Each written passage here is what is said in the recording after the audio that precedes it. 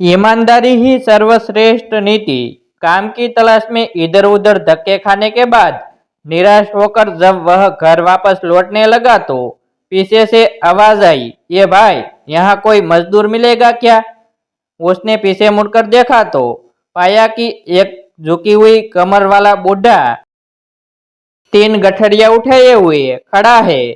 उसने कहा, हाँ बोलो, क्या काम है? मैं ही मजदूरी कर लूंगा।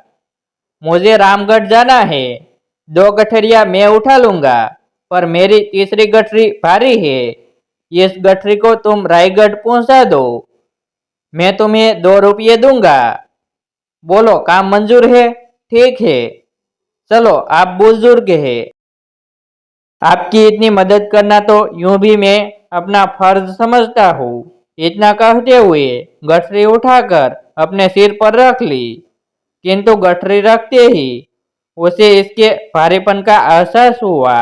उसने बूढ़े से कहा, ये गठरी तो काफी भारी लगती है।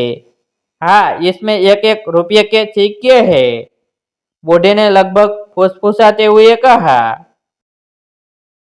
उसने सुना तो सोचा, होगे, मुझे क्या, मुझे तो अपनी मजदूरी से मतलब है। ये सिक्के भला कितने दिन चलेंगे? तभी उसने देखा कि बूढ़ा उस पर नजर रखे हुए है। उसने सोचा कि ये बूढ़ा जरूर ये सोच रहा होगा, कहीं ये भाग तो नहीं जाएगा। पर मैं तो ऐसी बेईमानी और चोरी करने में विश्वास नहीं करता। मैं सिक्कों के लालच में फंसकर किसी के साथ बेईमानी नहीं करूंगा। चलते चलते आगे एक नदी आ गई। वह तो नदी पार करने के लिए झट से पानी में उतर गया, पर बूढ़ा नदी के किनारे खड़ा रहा।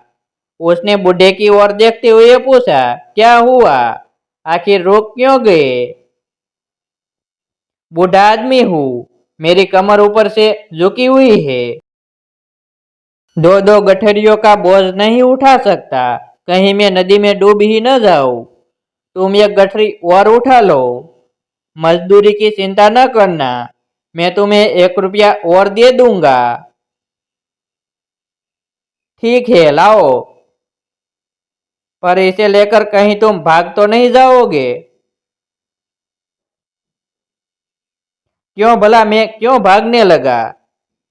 भाई, आजकल किसी का क्या भरोसा? फिर इसमें चांदी के सिक्के जो है।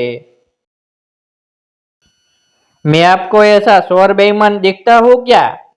बेफिक्र रहे, मैं चांदी के सिक्कों के लालच में किसी को धोखा देने वालों में नहीं हूँ। लाइए, ये गठरी मुझे दे दीजिए। दूसरी गठरी उठाकर उसने नदी पार कर ली। चांदी के सिक्कों का लालच भी उसे डिगा नहीं पाया। थोड़ी दूर आगे चलने के बाद सामने पहाड़ी आ गई।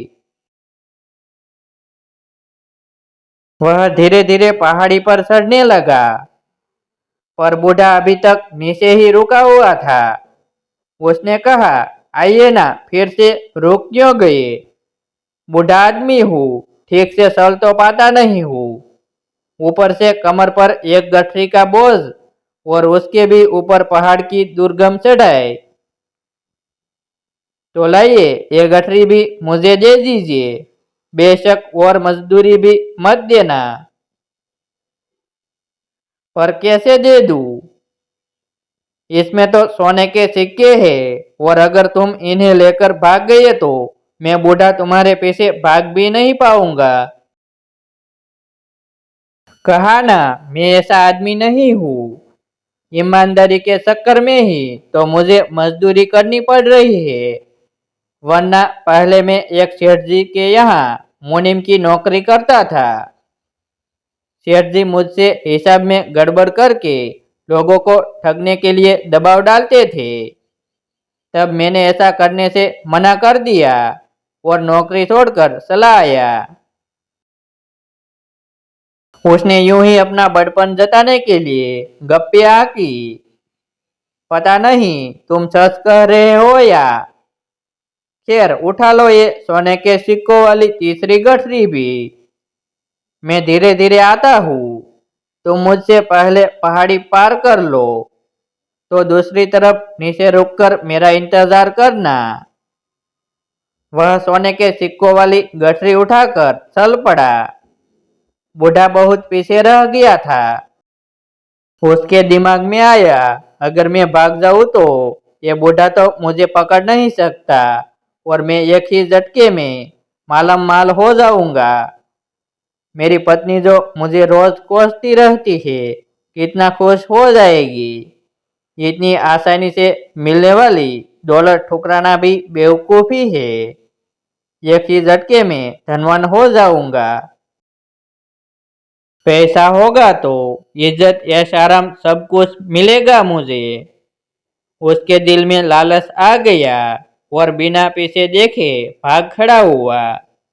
तीन तीन भारी गठरियों का बोझ उठाए भागते भागते उसकी सांस फूल गई। घर पहुंचकर उसने गठरिया खोल कर देखी तो अपना सिर पिटक कर रह गया। गठरियों में सिक्कों जैसे बने हुए मिट्टी के ढेल ही थे। वह सोच में पड़ गया कि बूढ़े को इस तरह का नाटक करने की जरूरत ही क्या थी। तभी उसकी पत्नी को मिट्टी के सिक्कों के ढेर में से एक कागज मिला, जिस पर लिखा था, यह नाटक इस राज्य के खजाने की सुरक्षा के लिए ईमानदार सुरक्षा मंत्री खोजने के लिए किया गया। परीक्षा लेने वाला बूढ़ा और कोई नहीं, स्वयं महाराज ही थे। अगर तुम भाग न निकलते तो तुम्हें मंत्री पद और मान सम्मान सभी कुछ मिलता। हम सभी को सचेत रहना चाहिए। न जाने जीवन देवता कब हम में से किसकी परीक्षा ले ले। प्रलोभनों में न डिगकर सिद्धांतों को पकड़े रखने में ही दूरदर्शिता है। सीताराम कमेंट में अवश्य लिखें।